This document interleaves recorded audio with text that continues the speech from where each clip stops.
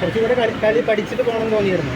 Actually അവിടെ പോകണ്ടെന്നേ ഞാൻ പറയുള്ളൂ. ഇനി കളിച്ചിട്ട് പോണവർക്ക് പോയിട്ട് വേണമെങ്കിൽ ലൈഫിൽ എന്ത് മാറ്റം വന്നു അവിടെ നിന്ന് ഇറങ്ങിയതിന് ശേഷം? സീരിയസ്ലി എനിക്കൊരു മാറ്റം വന്നിട്ടുണ്ട്. എങ്ങനെ ഒരാളെ ചീറ്റ് ചെയ്യരുത്, എങ്ങനെ ഒരാളെ വൃത്തിയായിട്ട് പറയരുത്, എങ്ങനെ ഒരാളെ നമ്മൾ റെസ്പെക്ട് ചെയ്യാതിരിക്കുക, അങ്ങനത്തെ കുറേ ചീത്ത പാഠങ്ങളെ അവിടെ നിന്ന് കിട്ടാനുള്ളൂ. നല്ല പാഠങ്ങളൊന്നും എൻ്റെ അറിവിൽ എനിക്ക് കിട്ടാനുണ്ട്. എനിക്ക് അവിടെ നിന്നൊന്നും കിട്ടണമെന്നില്ല.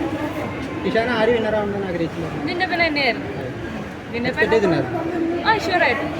കാരണം ജിൻഡപ്പൻ ക്വാളിറ്റി വൈസ് എനിക്ക് പലപ്പോഴും തോന്നിയത് ഇനിയിപ്പോൾ കളിക്കാൻ വേണ്ടിയിട്ട് അവിടെ കാണിക്കുന്നതാണോ. പക്ഷെ പുറത്തിറങ്ങിയതിന് ശേഷം ഞാൻ അവിടെ കണ്ട അതേ ജിൻഡപ്പനെ തന്നെയാണ് കണ്ടത്. ഒരു നല്ല സ്നേഹമാണ്. നമ്മളെ വിളിക്കുമ്പോൾ ഓരോരുത്തരും വിളിച്ചിട്ട് കിട്ടിയില്ലെങ്കിൽ ആൾ കാണിക്കുന്ന ആ ഒരു നെർവസോ അയ്യോ ഇനിയിപ്പോൾ എന്താവും എന്നൊക്കെ കാണിക്കുന്ന സാധനമൊക്കെ കണ്ടപ്പോൾ എനിക്ക് ശരിക്കും ഒരു റിയൽ ഫീലാണ്. ആള് ജെന്യൂനാണ്. ഫസ്റ്റ് 2 വീക്സ് നടന്നപ്പോൾ ജിൻഡപ്പന് ഇത്രയും തന്നെ ഒരു ഇതുണ്ടായിരുന്നു, പവർ ഉണ്ടായിരുന്നു. ഫസ്റ്റ് 2 വീക്സിൽ ഫസ്റ്റ് ഓഫ് ഓൾ എല്ലാവരും സ്റ്റാർട്ടിങ് അല്ല. ഇപ്പം ഞാൻ അവിടെ കണ്ട ഞാനല്ല പുറത്ത്. അതെല്ലാവരും പറഞ്ഞു ചേച്ചി ഇതുപോലെ സംസാരിക്കണം, അവിടെ പോയി സംസാരിച്ചിട്ടുണ്ടായിരുന്നെങ്കിൽ നിന്നൂടായിരുന്നു എന്നൊക്കെ. അപ്പം ഫസ്റ്റ് വീക്ക് ഞാനും കൺഫ്യൂസ്ഡായിരുന്നു. അതേപോലെ എല്ലാവരും പലരും പറഞ്ഞ് മനസ്സിലാക്കി വരുന്നല്ലേ ഉണ്ടായിരുന്നുള്ളൂ.